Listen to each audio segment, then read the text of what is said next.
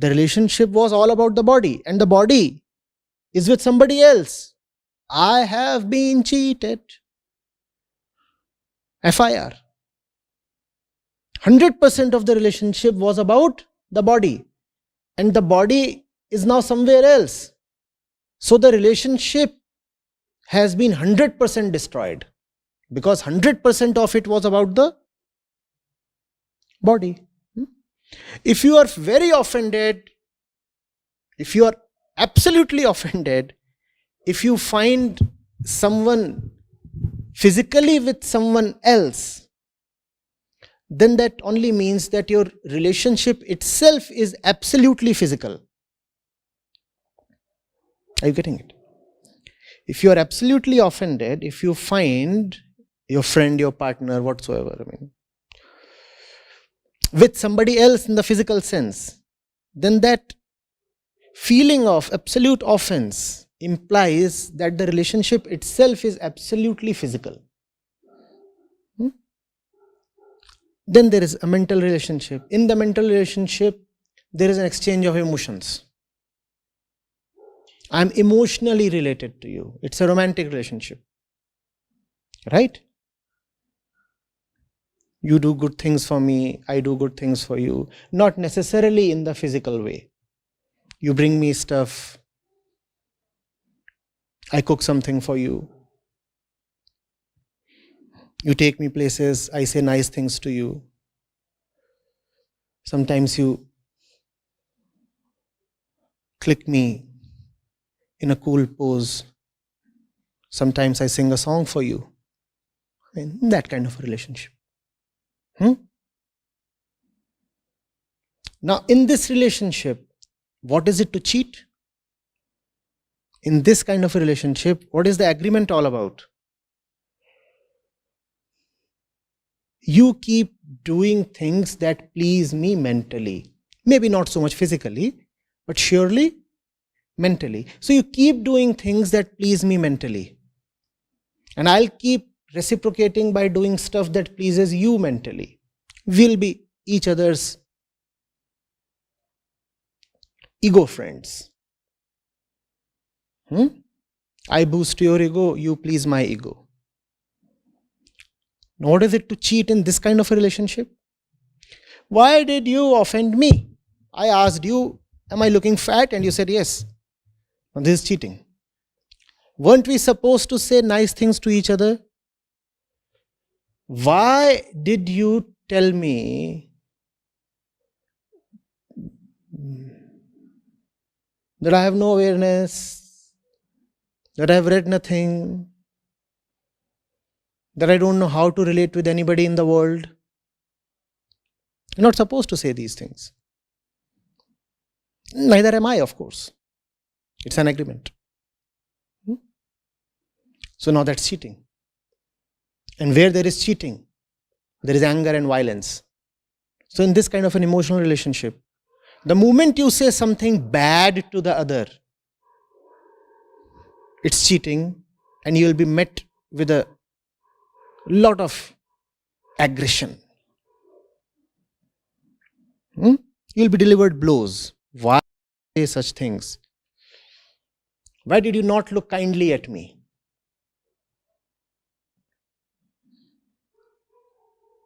I bought this new,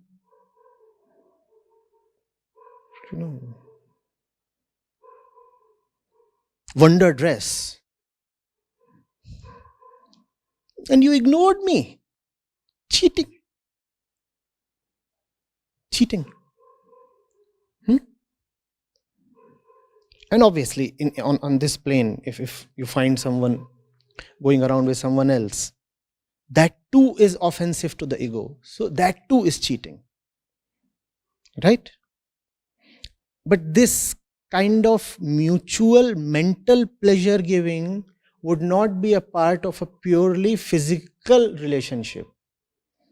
There you really don't want to say good things to the other. Relationship is purely physical, and mind you, such relationships do exist. And they exist in greater abundance than we might conceive. In those relationships, people do not even say good things to each other. They just undress. There is no need to say anything. Just get in the bed, that's all. I don't want to hear my praise from you. I'm not here to share emotions with you. Neither am I here to write a poem in praise of your divine beauty. We are here to fuck and that's it. That's physical relationship. In emotional relationship, before you fuck, you say nice things to each other. Right? So, otherwise it looks quite horrible.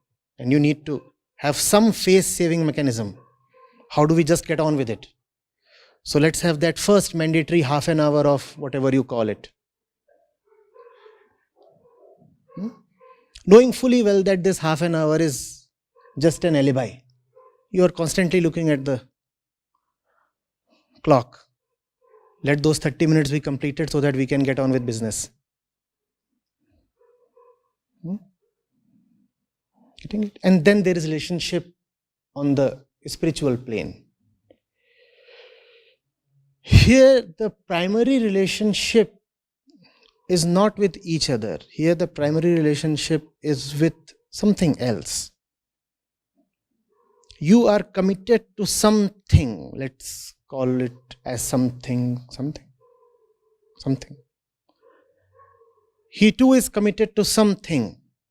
And the two of you are together because this togetherness will take you both to that something. This is a spiritual relationship in which two people are together not for the sake of each other, but for the sake of that something. Now, what is cheating? Now cheating is not about whether you deceived me or whether I deceived you. Now cheating is about whether either or both of us deceived that something. Now I won't stay with you for a second if I find you not loyal to that something. You do not need to be loyal to me. I neither demand nor deserve your loyalty. But I surely want that you need to be loyal to that something. And if I find you being disloyal to that something, then you have had it.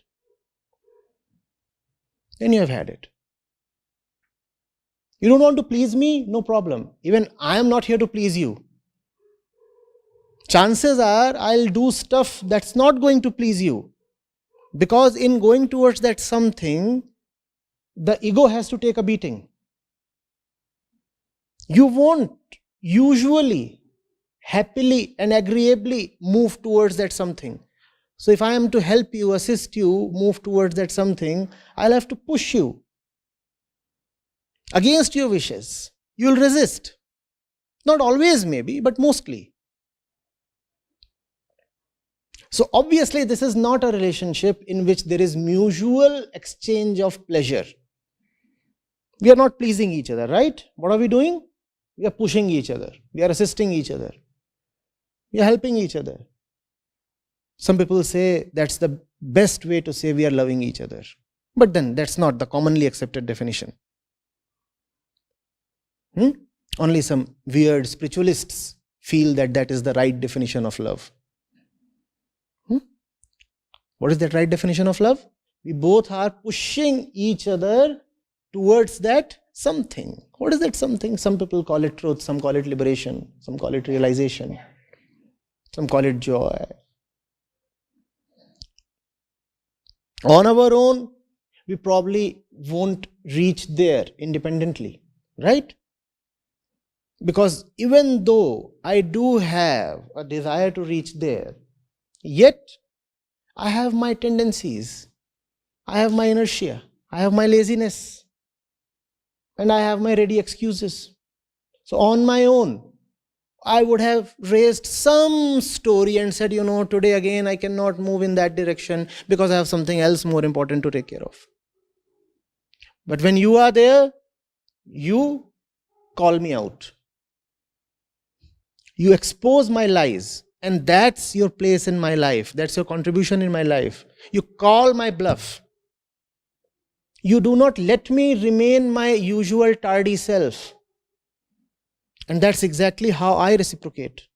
I do not let you remain who you are. And who you are usually is not someone you would want to remain. Even you agree that you do not want to remain who you are. Yet there is a tremendous inertia, sloth.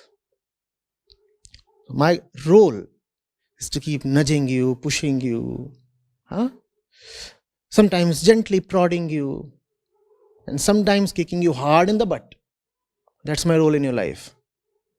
Right? This is a spiritual relationship. This is love on the spiritual plane. And we have already discussed what is meant by cheating on this plane. What is cheating? Now I entered your life so that we may both move towards that something. Instead you got attached to me. Now this is cheating. Now this is a very inverted definition of cheating. On the physical and emotional planes, it was cheating when you were looking at somebody else. On the spiritual plane, it is cheating when you are looking at me. How dare you look at me? Am I not your lover? You're not supposed to look at your lover. You're supposed to look only at that something. If you look at me, you are cheating on me. Don't look at me. No. The more you look at me, the more you are guilty of adultery. Because he is the real target. He is the one we both have to go to. So we both have to look only at him. We don't have to look at each other. We are fellow passengers, co-passengers. We are traveling alongside each other. We are not traveling to each other. We have a shared destination and we are together only so that we may more easily, more practically reach that shared destination. This is spiritual affinity.